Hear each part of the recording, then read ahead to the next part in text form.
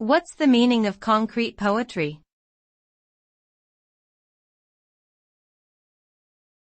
Concrete poetry.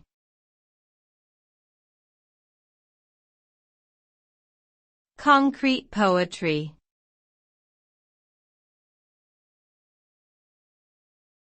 Concrete poetry.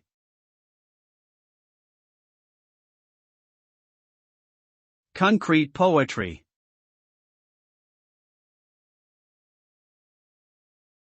Concrete poetry is a form of visual poetry that uses typography and layout to create meaning.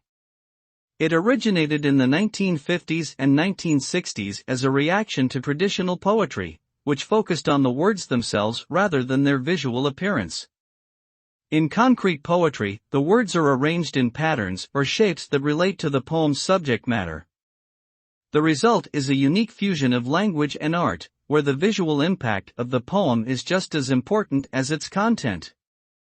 Concrete poetry challenges traditional ideas of what poetry can be and blurs the line between literature and visual art.